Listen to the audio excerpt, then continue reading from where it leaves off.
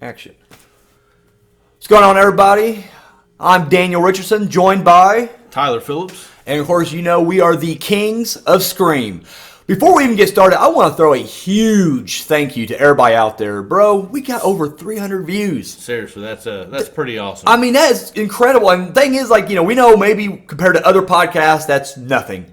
But for a couple of bums from Southern Indiana, that's fucking awesome. So, Yeah. Thank you guys.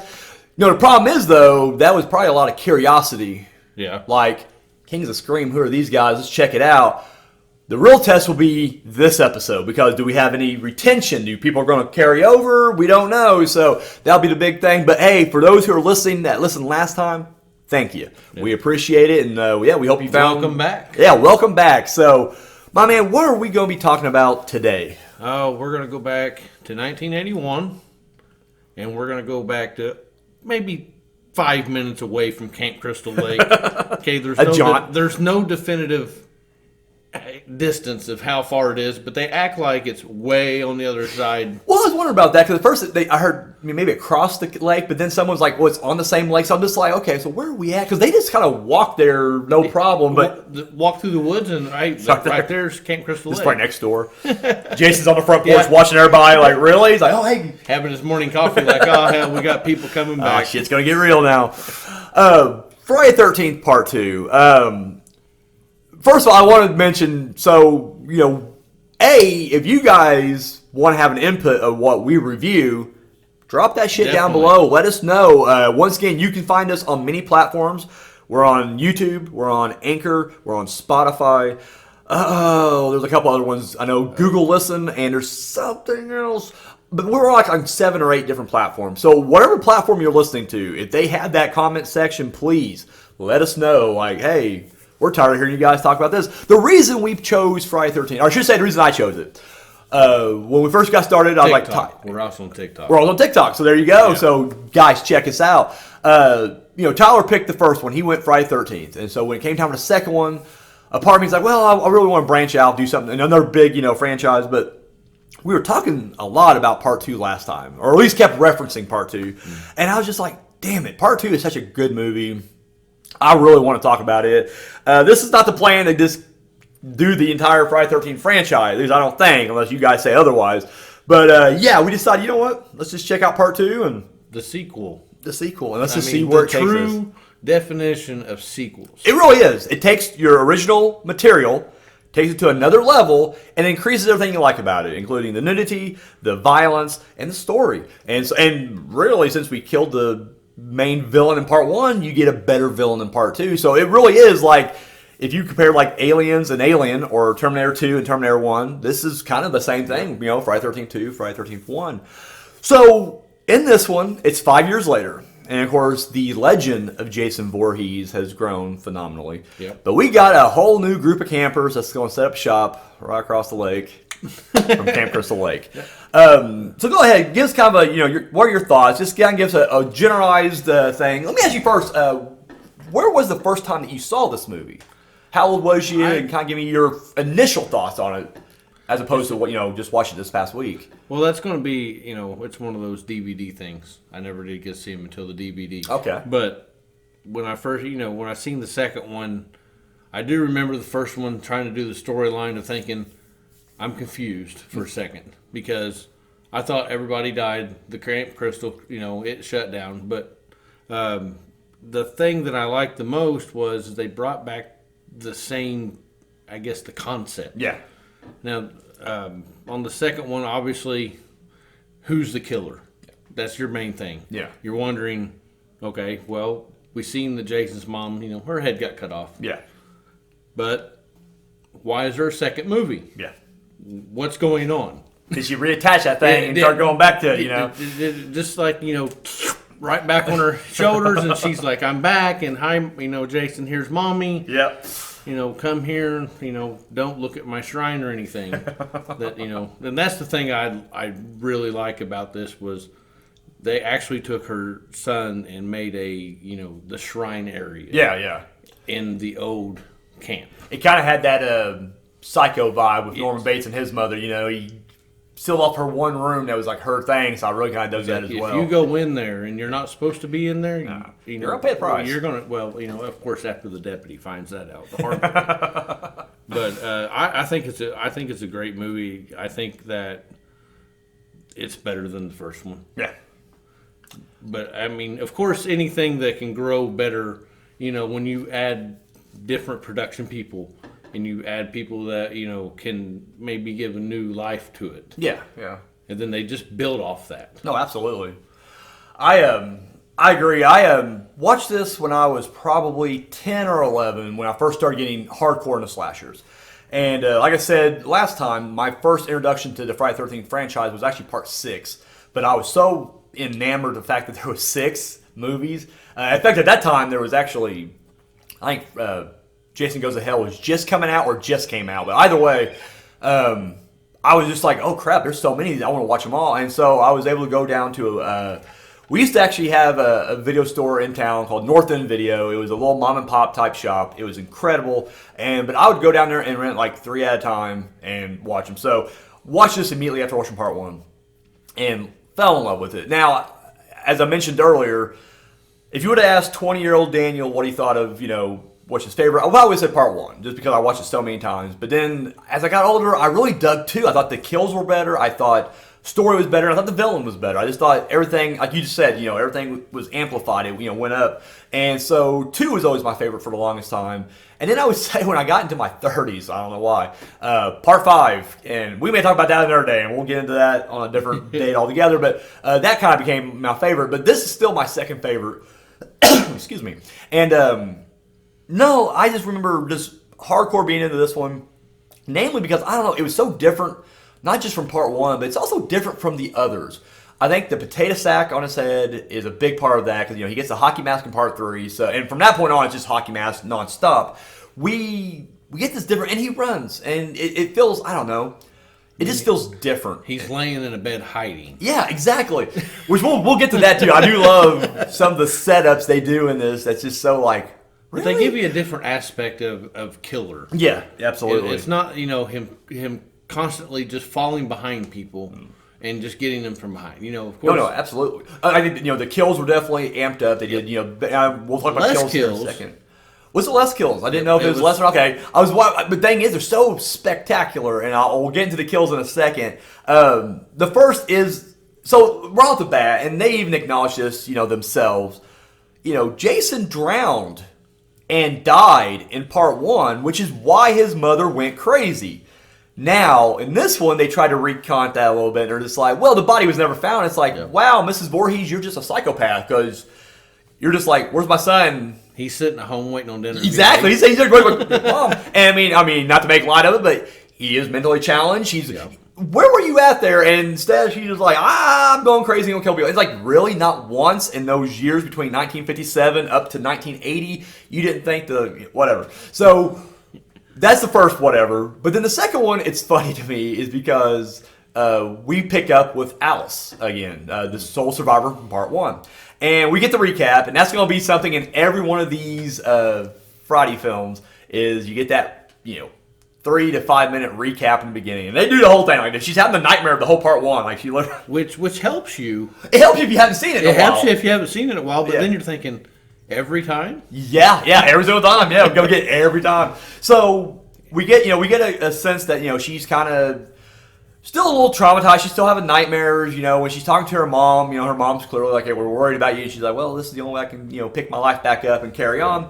So she takes a really short shower. Like the shortest shower ever, and we get this POV. She didn't even get her hair wet. Doesn't get the hair wet at all. She's in there, and the funny thing is, right off the bat, we get Jason already walking to the house. And I'm thinking, okay, where did he get the address? This is 1981. There's no Google. Who gave that guy a plane ticket? Exactly.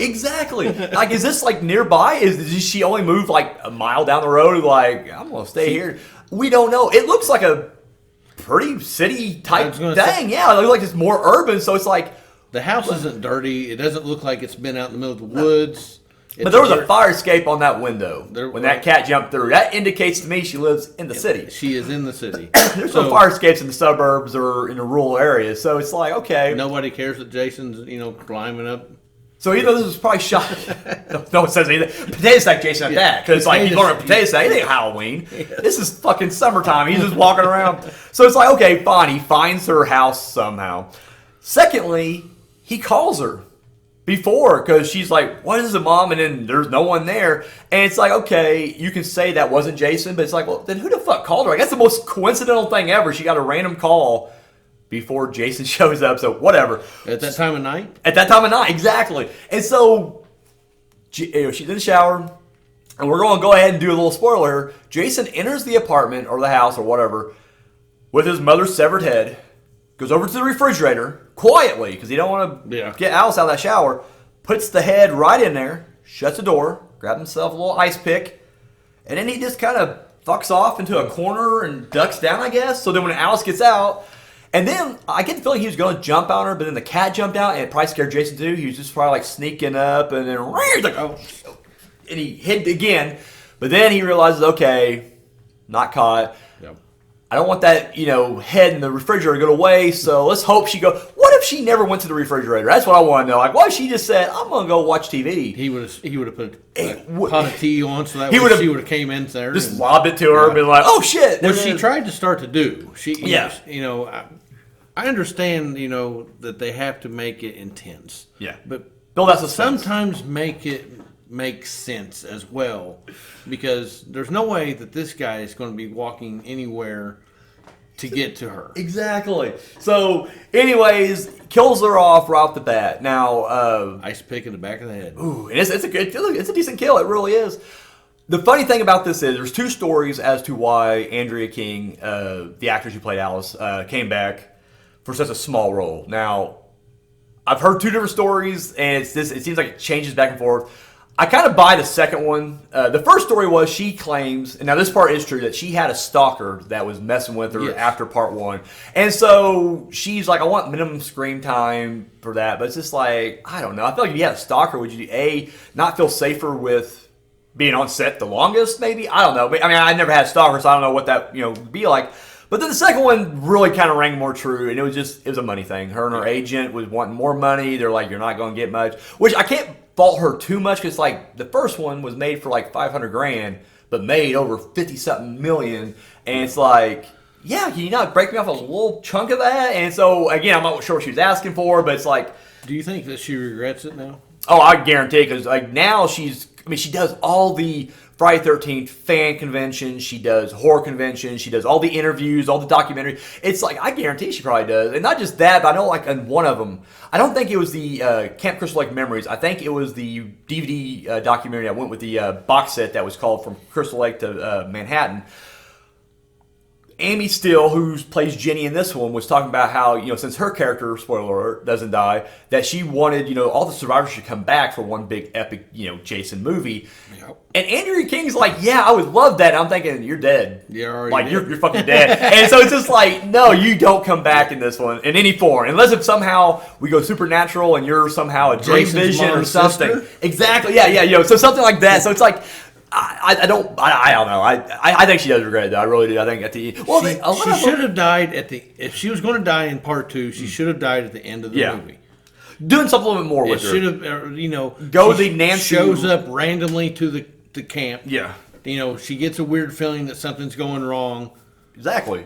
Trying to mix that in instead of... maybe she's trying to get the cops to, like, take it seriously, investigate. Yeah. The whole time, she's like, I know Jason's out there, and, you could have built onto that. Like I said, it reminds me of Nancy Thompson. I'm blanking on her name, the actress. But Nancy from Nightmare on Elm Street. She leaves after part one. It's kind of ambiguous if she lives or not, but she goes like part three. She's a huge role until the end. Then she does die, but it's like she did give a lot more to it than, this one. Now, again, I don't know the situation, and I said, it is on record that she did have a stalker, so there could be some truth to both of them. I, don't know. I've never had a chance to meet Andrea King. They had a lot of multiple reports saying that, I did read that said, they did see somebody consistently following her. Yeah. So it wasn't her imagination. Exactly. Yeah. No. It definitely was a legit thing. So, and again, that may have played into it again, but to me, it just feels like if I was that vulnerable and a stalker's after me, I'd want to be surrounded by people at all times. Yeah. So instead of like, just give me one step, like, no, give me the whole fucking movie and then make sure I'm in part three as well. Like, I want to hang around you guys. That way, crazy guy over there. Well, security was probably a lot less, more intense like it is now. Yeah. I mean, you can't come within. Well, now, I mean, people would take that way more seriously. Oh, yeah. I mean, you should take it seriously back then, but now it's like you can't joke around shit like that. Whereas back then, maybe it was just like, he's harmless, or it's just he's a movie nerd. He ain't gonna be nothing. Yeah. So Just a follower. That's all he is. yeah, so he is a fan. He's a fan. Is all it is, an fan, obsessive fan. So after she's out of the way, we are now clean slate, and now we got a whole new group of counselors to come in. We got Paul, the guy who's running it.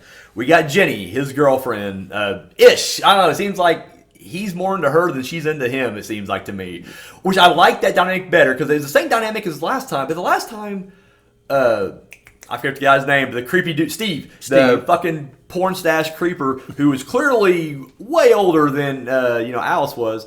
Here it seems like they're closer in age, so that makes it a little bit less icky. But it does seem like she's really probably doesn't need him. Like she could probably move on without him, and he's constantly just like, I really did miss you, and he's like, bullshit. Or she's like, bullshit. She's like, well, she has that attitude, to pretty much don't fuck with her. Yeah, absolutely. And I love that build because totally agree. If they keep that up, in future movies, it builds up even better. Not just with this franchise, just slasher movies in general. Yeah, she movie. is like one of the early prototypes of a final girl. I mean, she really and just brings that strong character there. And I agree. I mean, she's one of my favorites, if not my favorite. I feel like Friday 13th. Why she's probably my favorite final girl.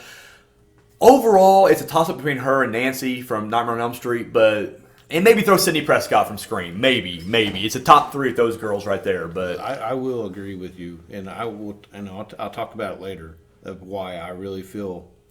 Like her role was that important. In the movie. Oh, absolutely. No, exactly. It's not just a standard. That's the thing. Slasher movies get hit a lot with just like, well, these are cardboard cutout characters or one dimensional. It's like, well, maybe some of these are. I won't deny it. The creeper guy who gets his throat slashed when he's hung upside down, he had one note. He was just horny. He just wanted to. He's probably a potential rapist down the road, but that was all he was. With Jenny, you feel like you got a lot more with her. Like there was a lot more character development. And I mean, that could, maybe the acting, maybe the writing, maybe a mixture of both. I don't know. But definitely, she comes off, you feel sorry for her. When everybody else gets wiped out, you're like, fuck them.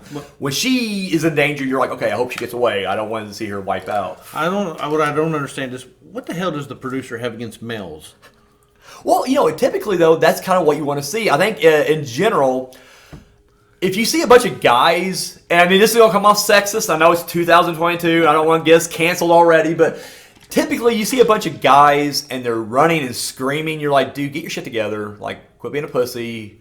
Yeah, he's a scary guy, but and typically when you have final guys like Tommy Jarvis in the series later on, or I don't know if I'm a final guy, but like Donald Pleasance, Dr. Loomis in Halloween, they take control. Yeah. With the women, they fall into 2 categories. They're either the slutty girls who aren't paying attention, get knocked off easily, or they are those final girl types that are going to, and they have to kind of work for it. Thing is, I feel like, this is what I think the producers and writers are thinking is you're going to be more on her side if she's alone running from this thing, as opposed to a couple or a team. Because that happens later on where you'll have like a tangent duo. Like what comes to mind quickly is Jason Takes Manhattan. You do have a final guy and a final girl who do survive to the end, but it's just kind of like, all right, you're a tag team. You don't really feel as strongly to one or the other because it's just like, especially since that's the only movie they're in. It's not like a Dewey Sydney thing that's been through 3 to 4 movies apiece. Do not want no Dewey Sydney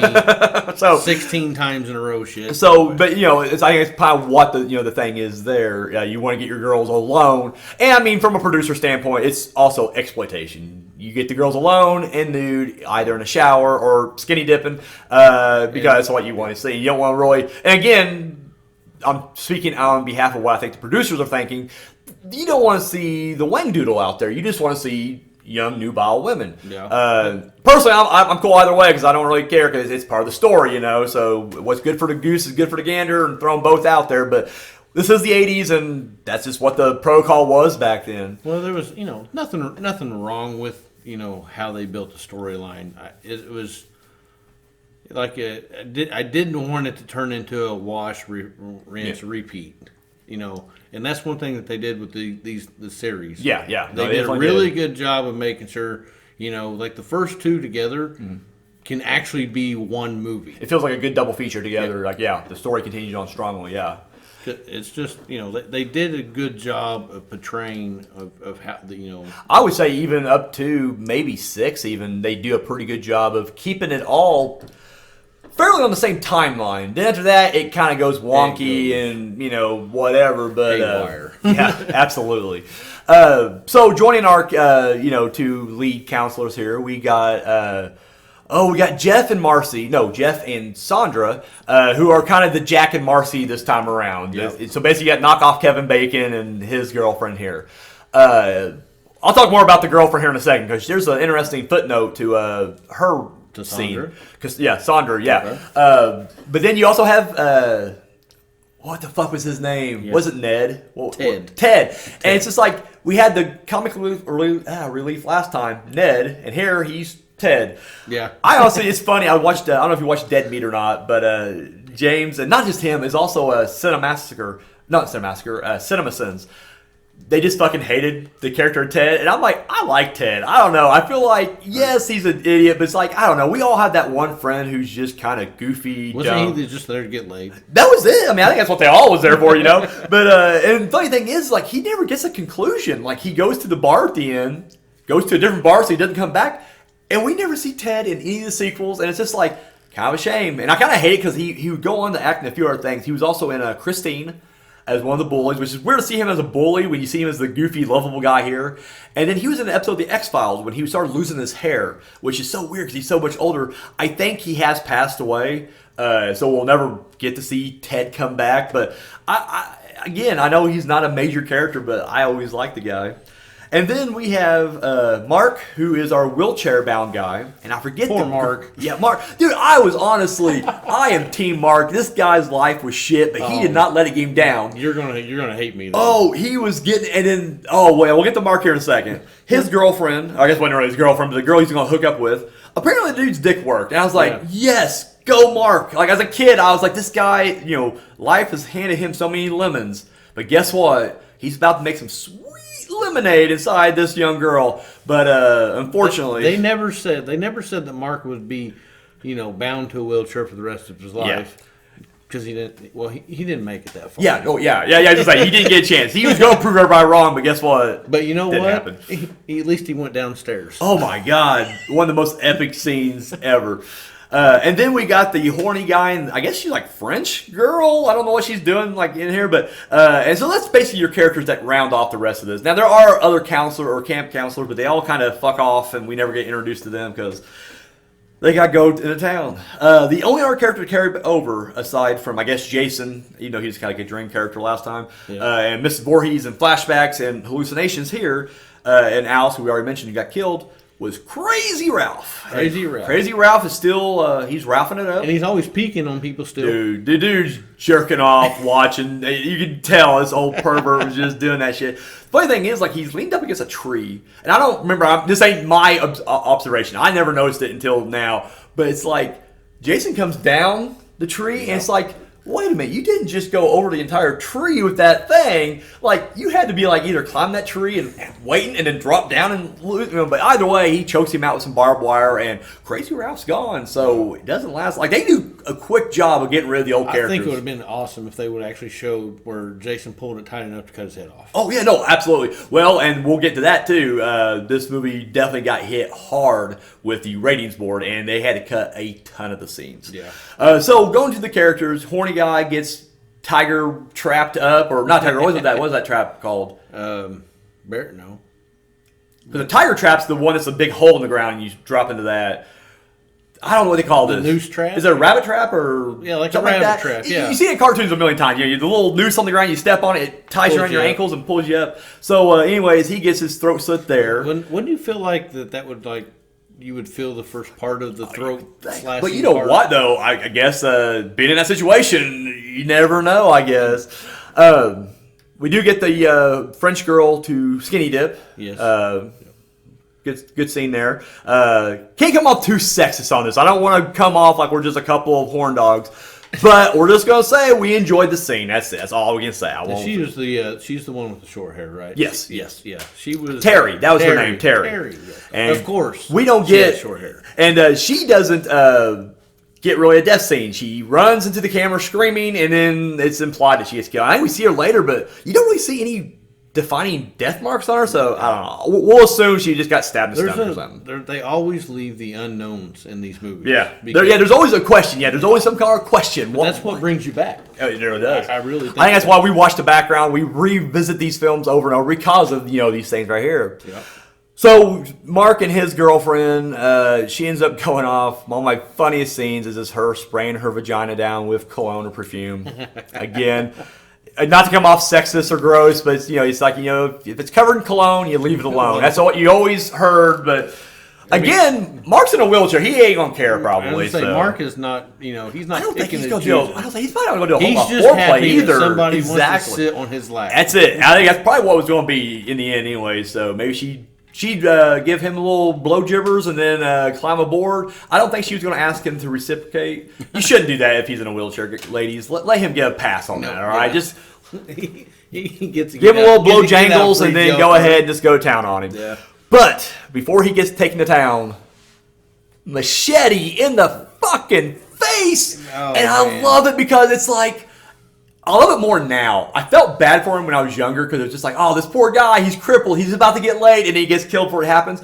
But now I'm like, Jason's an equal opportunity killer. He does not care if you're handicapped or what. He will put a machete in your fucking face. And then the funny thing is he rolls off the porch, which I'm like, okay, there's like 4 steps there.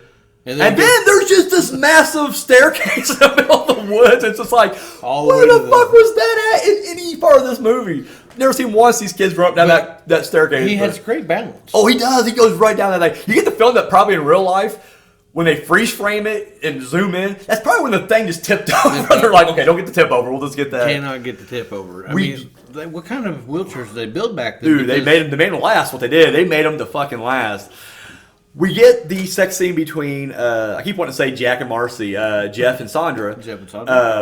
Now, I don't know if you read this little part or not. First of all, this death scene was completely taken from the movie Bay of Blood, Italian slasher film, which, honestly, if you like this and you don't... I think it's dubbed, but I got it in subtitles on my version. Either way, you owe it to yourself to watch Bay of Blood. It's slasher. It doesn't make a lot of sense, but it's just bloody as fuck. It's the same damn thing. Dude in the woods killing random people, but they do the double spear impalement in that movie, much bloodier.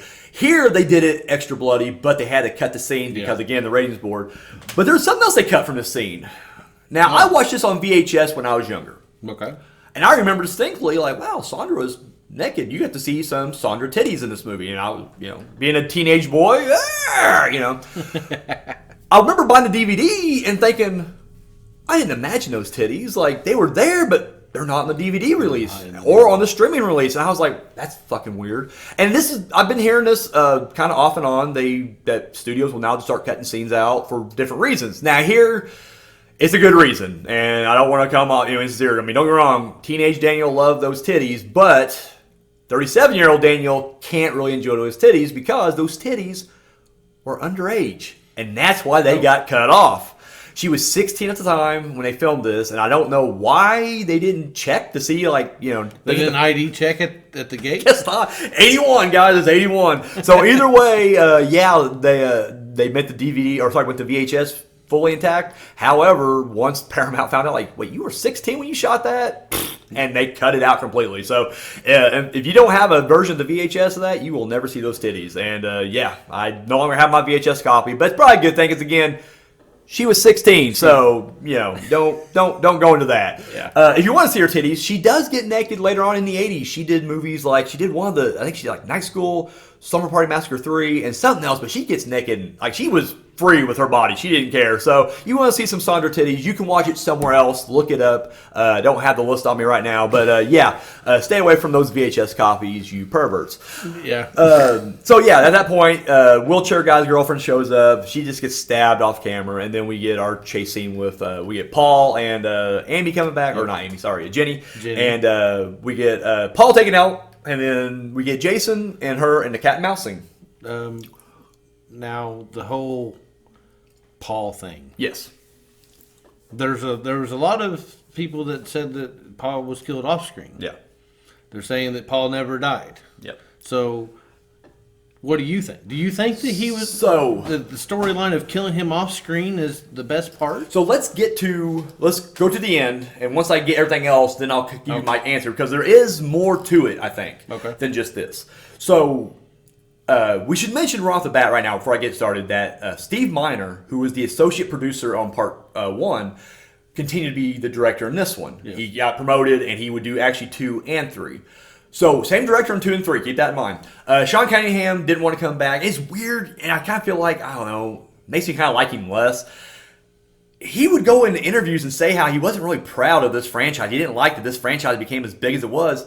Yeah, he kept cashing those paychecks and would come back as producer every time. So it's like, all right, you're just like Paramount. You like the money. You just don't want to be associated with this, And I'm just like, and again, though, but now he's like, he's all about it. Like, oh, no, I love the Friday 13th. But back then he was like, no. We're kind of sad that it has devolved into a teenage blood and guts kind of, and it's like, he didn't realize the gold mine that he was sitting on. Exactly it. So anyways, when Jenny goes to the shed or the shrine and she, fakes out Jason, which I'm not making fun of Jason or people with handicap, but clearly people always feel like that's ridiculous. I'm like, well, no, it's really not, because again, he's mentally unstable. Not even the fact that he's handicapped, just he's mentally unstable in general. So when he sees a woman, now granted, it's the woman he's been chasing for the last 20 minutes, but whatever, when he sees her in the sweater, she pulls her hair back. Yeah, she actually tries to look. And if you remember, they even kind of cut back whenever she first pulls in, and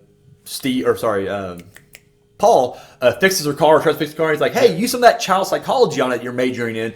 They even kind of drop a hint there that, she knows how to talk to people on a lower educational level. So it's like, yeah, it does make sense that she would try to do some kind of crazy or psychology thing. Again, maybe more credit that we're giving this movie than it really deserves. They probably weren't even thinking that far. But to me, it's like, no, it makes sense. I really think it's a great scene. No, it really is. They, portray her as a very smart character. That, and I do love the fact that we're Bessie Palmer back for those kind of like hallucination scenes, Jason, mother is talking to you, and he's talking his head. Yes, but then of course when you find out it's a bullshit, they fight.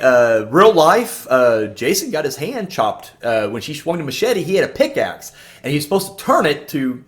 And we didn't really have stunt coordinators, I guess, back then, because he didn't turn in time, and his fingers got lopped. Didn't come off, but required 13 stitches, and I'm like, son of a bitch. That I did not know. Wow. Crazy. So, yes, that was that. So, at that point, Paul shows back up out of fucking nowhere. They has fight, and they finally chop him right in the neck or whatever, and Jason goes down. They pull the mask off. We don't see it, but they're like, oh, my God, and they walk off. So, we get the little tender scene, and basically this is kind of, the prototype of the last one. We get that calm, tranquil scene of them, and then there's noise outside, and it's like, what's that? And they open up. It's Muffins! Muffins came back, the dog that belonged to Terry. So anyway, when Muffin comes into the door, she leans forward when Jason just shoots through the window. Now, when you see the look of Jason here without his mask, without his headset, he has a mountain man look. He still has the deformities on one side, but the other half, he looks like a... Remember in Turtles 3, we go back to Japan, and Casey Jones played dual roles. He was Casey Jones in the future, but in the past, he was, I forget his name, but he was the basically the guy who helped the Turtles out, and then he screws them over, but then he falls back for April. But he had the same kind of beard, but his head was shaved. I always thought this guy looked like Casey Jones to me, but with just longer hair on the side. Or not Casey Jones, but the old version of himself. So anyway, but he comes to the window and attacks her. The next scene, Paul's gone. Jason's nowhere to be found. Yep. The head's still there, it's still the shrine. But then Jenny's being carted off and she's yelling for Paul. Now in part 3, when we see now remember, directed by the same person, so same team behind it. Jason does not look like a mountain man when he takes his mask off. He's completely bald, messed up face. He looks like young Jason, but grown up. So to answer your question, what do I think happened? I think this was all a hallucination because this is not Jason. Jason did not shave his own head because part 3 takes place the very next day. So it's not like he quickly better shave for this next round of killing. I think in her mind, this is what Jason looked like under the mask. I think they did stab him. They got him in the shed. Yeah. But I think when they came back, what she saw, she was so traumatized that in her mind, she thought she saw Mountain Man Jason. And so when she comes back, either she came back alone and she was just babbling to herself that, oh my God, where's Paul? Because Paul was already dead. We don't think Paul's dead. Think Paul's dead again, like Ted, just fucks off for the rest of the franchise. We never know what happens. There was actually a rumor that the actor that played Paul stormed off the set, and that's why they couldn't film anything in the end. But a lot of producers, actors, and himself came forward and said that's just bullshit. Like they meant it to be this ambiguous kind of what happened ending. So it's like that's fair, I guess. And so that was it. They did have an original ending planned where apparently when we zoom into Mrs. Voorhees' severed head, it was going to open its eyes and smile, but Sean Cunningham, or maybe director Steve Miner, one of them just said, yeah, we're not doing that. That's hokey. Leave it how it is. Cut it, and so she's dead. Nothing supernatural yet, So that was Friday the 13th, Part 2. It was made for $1.25 million. Would go on to gross $21.7 million. Now, not as good as the previous one, which made 50-something million, but still, you make 21-something million off of 1 million something? Back then? Yeah, back then, balling. Fucking balling. So, naturally, Part 3 is going to follow.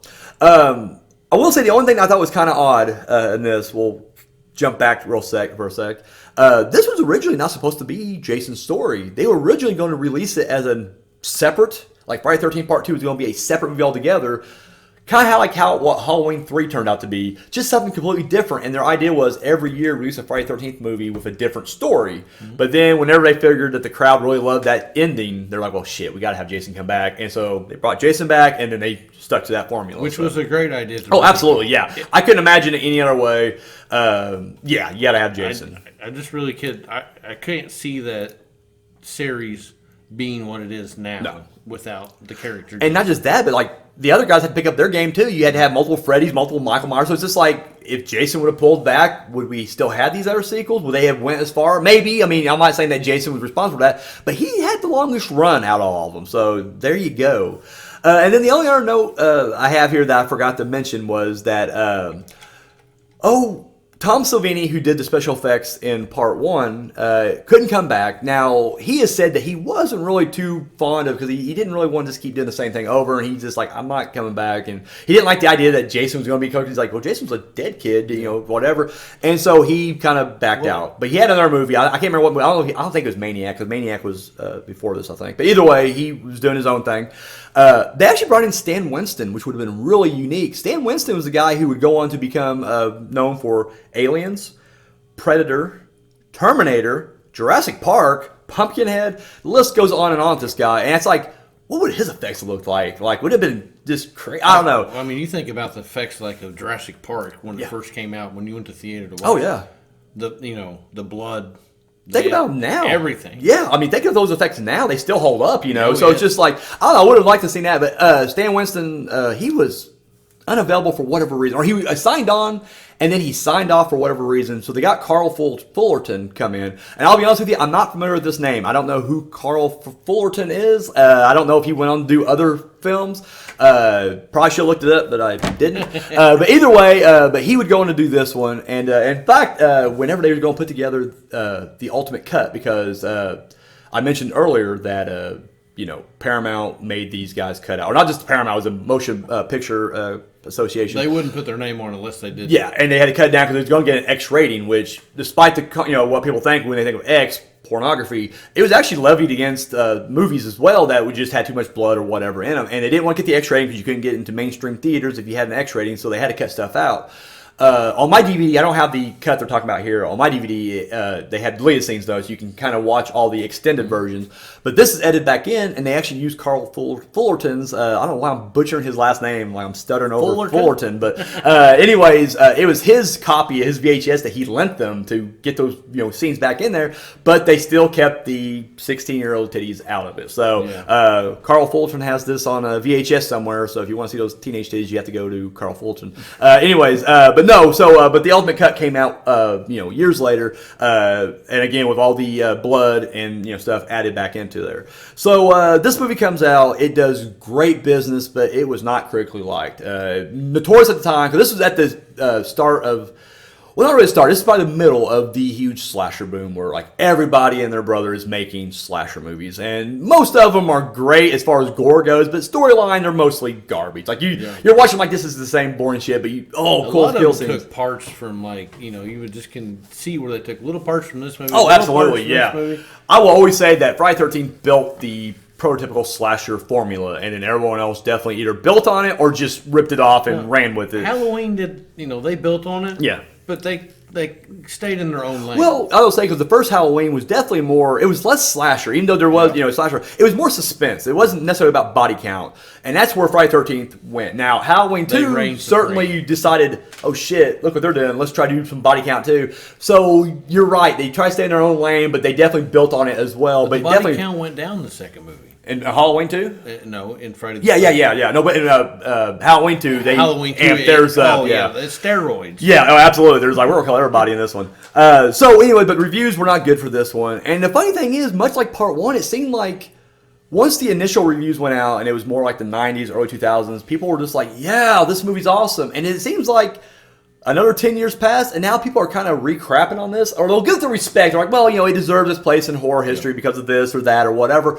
But they're like, it's not really that good of a movie. And I disagree. I honestly think this is really good stuff. I can watch, I've seen this movie, without exaggerating, easily 50 to 60 times in my lifetime, which is a lot if you think about it. I could say hundreds, and I could be maybe close, but I've seen this movie so many times that, I don't know, I honestly like it. I think the story's good, the gore's good, I love the killing. I just think everything about this is good, and like you said, it makes a perfect double feature with part 2, or with part 1. So what do you think, all these years later, after revisiting it, for the first time in a long time, with all the new data thrown at you, at your age today, what do you think of Friday the 13th part 2? I think that they were on a staple to be ahead of the times when they started realizing this movie's, this series is going to go somewhere. Yeah. But how do we keep everybody interested? That was the thing, a lot of movies had problems with was keeping the interest for sequels. Yeah. They did a good job of it. I think that, they should have went a little higher on the body count. Yeah, no, I agree. I'm all about, they went from carnage. 9. They went from 13 kills the first movie to 9 for the second. Was in this one 9? No. My God. I guess I assumed there was more. I guess because there was so many counselors, but I remember they all left, so they weren't there to get slaughtered. So you're right. There was only a handful. And the off-screen kills, like a lot of people don't like it, but I think it gives you the options to think about what really happened. Yeah. So let me ask you that. How many off-screen kills do you think one movie should have? If you're doing a slasher, let's say you're doing a slasher, you got like Tom Savini, the master of the effects, who can give you realistic kills on screen. How many off-screen kills would you put in that? I wouldn't put none in. Oh, no. So you're going to go ahead and use Tom Savini. I would use Tom's kills all throughout the entire movie. Fair enough. Now, you don't have Tom, I guess, in this one. Yeah, but... Would you? Okay. I agree with that. I think an off-screen kill, unless if it really furthers the story. Like I thought Ned's kill in the last movie kind of worked because you see him walk into the little boathouse or whatever, and then the next time you see him, throat slash, and he's on top of Jack and Marcy's bunk. And I thought that was kind of a unique kill. But like Terry, it's like that didn't add anything to anything. Like and when I said we do see the body later, but it's like there's nothing wrong with that body. So it's like what even happened? At least with Ned, we got to see the throat slit. Her nothing. I don't mind the the mysterious questions that they can give to you. Yeah. But that keeps stuff interesting. Yeah. But when it gets to a certain point, don't do it anymore. Especially in a slasher series. We're here for one reason. I'm here to watch people's heads get cut off, people get stabbed. And one thing that I like, is they start implementing the traps. Yeah. Further into the movies, which I think are the best ways to kill people. Well, it shows that Jason also is intelligent. He's not just going to, and I think that's one thing that I like about Jason, because, he's more known for that machete, but he will kill you with just about anything. Like, especially if you go out through the entire series, he uses a lot of unique weapons or methods to kill people, and I definitely dig that. So...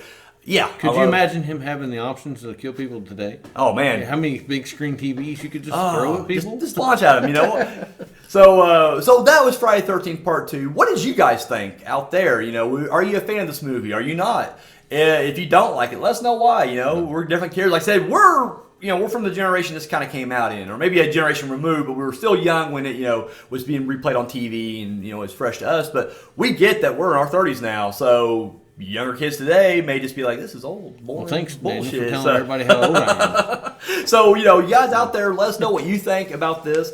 And again, give us some feedback. You want to hear certain things on here, you got questions, whatever.